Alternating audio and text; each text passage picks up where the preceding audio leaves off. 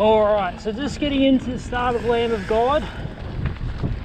You just sort of snake between the trees initially, like fairly mellow corners, not much off camber, and then you get into this sort of a barricaded section which just sort of tightens up a bit.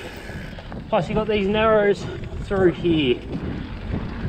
Open back out, so there's a bit of a combination of loose off camber corners just to keep you awake.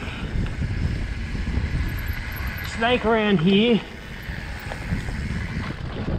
Once again, it sort of just starts to close in a bit, but most of the corners are fairly easily manageable. Now, what you want to do is you want to hook right around this tree. Whoa, there's a skim off that bit of an odd rock.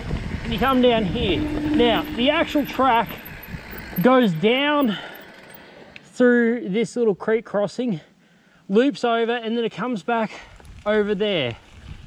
Now, the climb that's just up there is a bit difficult to navigate, especially since it's probably washed out a bit more since we've had the rain this morning. But then you're treated to this nice climb, which no one ever appreciates. You start to make your way back up the hill a bit. Now, for the most part, you're on loose on hard pack with a few gravelly, pebbly sections just to mix things up. There aren't many straightaways. This is probably one of the very few ones you actually get. But then it feeds you into this really slow corner where if you're not expecting that tree there on the inside of the corner as you hook through, you can outdo yourself. Now this dip, whether or not you got more skill than me, you can probably bunny hop it, but then you really have to slow down, put on the brakes as you come through here. Whoop, as I take out some of the bark. So this is probably the trickiest part, honestly, because you've got to wind your way through the trees, change direction quite readily, but then the worst knuckle gate isn't here. Where is it? There it is. So this is the tightest knuckle gate. Like, not even the 820 handlebars fit through. You have to jimmy your handlebars through it. So if that puts things into perspective, that 820s cannot fit through, but they're well and truly contacting the trees, you really need to slow down and jimmy the handlebars. Or you can just avoid it and be a twat. So we're getting starting to climb, and we dip down this part of the creek and we climb up here. So the creek's a bit of an essential feature, I suppose, because you cross it multiple times, and some of the ways that you have to cross it are quite tricky. So it's best to have an idea before you really take it on at full speed. Now, left, it's a bit more apparent when it isn't so washed out after the rain. Another little gap.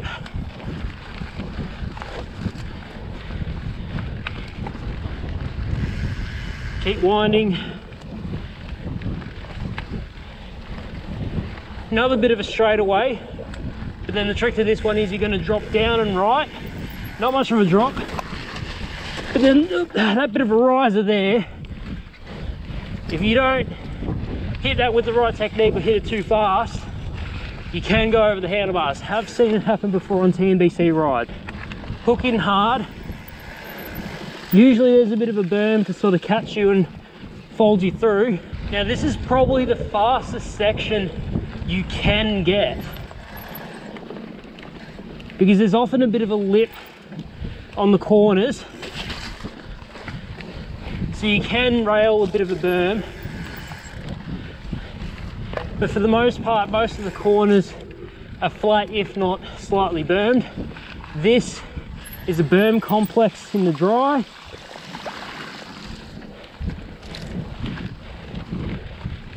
Across here, again a bit more apparent in the dry. I think that's about the third creek crossing we've had, maybe the fourth. Now, second creative creek crossing. This one I will do.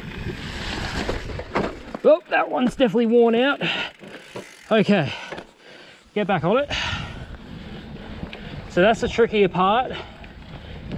The exit Pretty simple. Small bunny hop, up we go. So a bit of a shallow climb, probably where you can make back most of your time, because the corners are fairly wide open despite there being trees everywhere. Provided you hold your line, you'll do pretty well. Whoop. Favorite part, this complex here.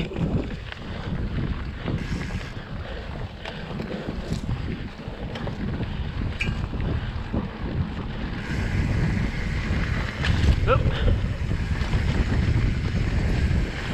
Need to be careful of those small trees in your periphery, I suppose. They'll just sort of slap you in the handlebars. Make sure you're paying attention.